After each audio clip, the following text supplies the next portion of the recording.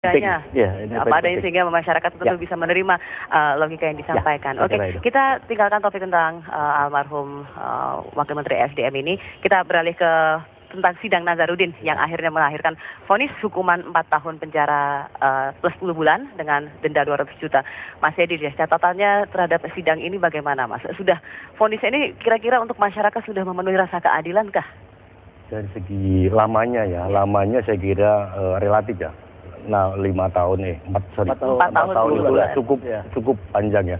Tapi yang dipertanyakan masyarakat, beberapa waktu yang lalu kan upaya KPK untuk mengembalikan harta negara yang dijarah oleh koruptor itu yang belum tercapai kan. Kalau beberapa berdasarkan pengakuan Nazarudin sendiri, pengakuan dia sendiri kan, betapa besar duit yang dia diambil gitu.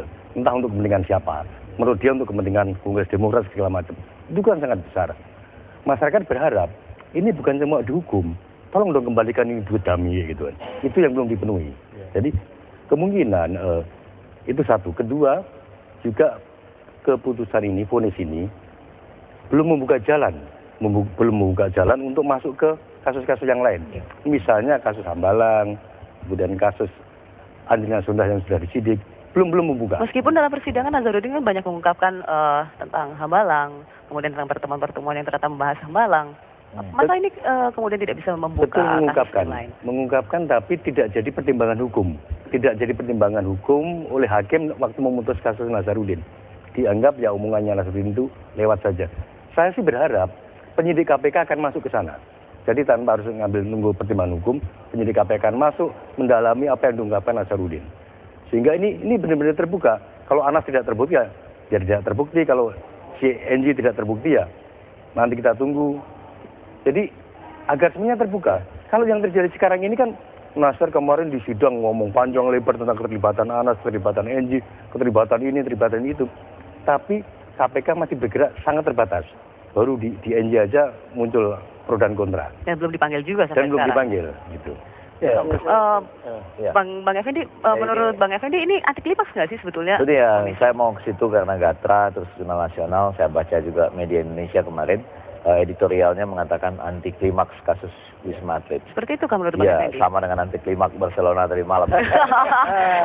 Sama ya sebetulnya. Saya ingin melukiskan, iya nggak, kira-kira seperti itu ya. Jadi sudah bertahan di kandang sendiri, tapi ternyata masih harus kalah ya. Itu. Kenapa saya sebutkan kandang sendiri? Kenapa saya sebutkan anti klimaks? Karena seperti ini.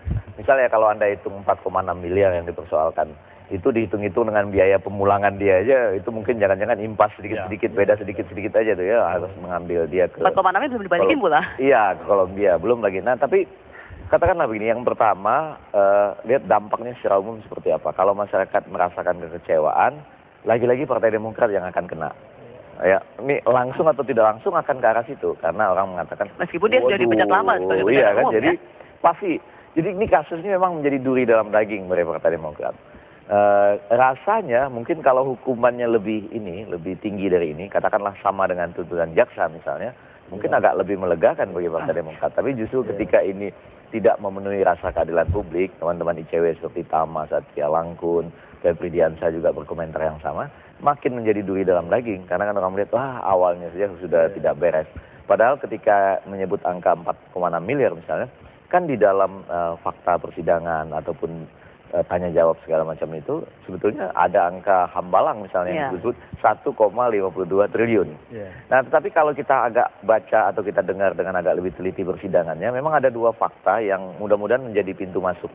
Jadi di dalam putusan pengadilan itu walaupun tidak seakan-akan fokus ke sana, disebutkan juga bahwa PT Permai itu memang menjadi grup Permai. Yang walaupun katanya itu menjadi penampung. ya?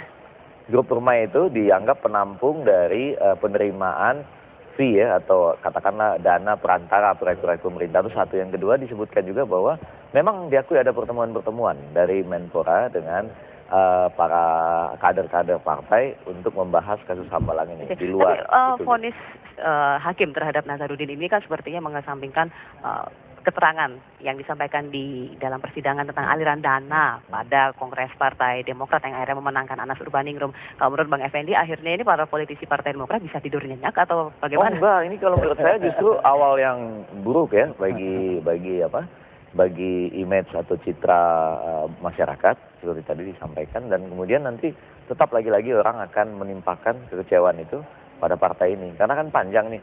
Kalau yang saya baca dari editorial media Indonesia itu paling tidak ada 30 kasus sebenarnya. Dikurangin satu jadi masih 29 ya. Masih 29. Nah, ini selesainya 29 ini kapan?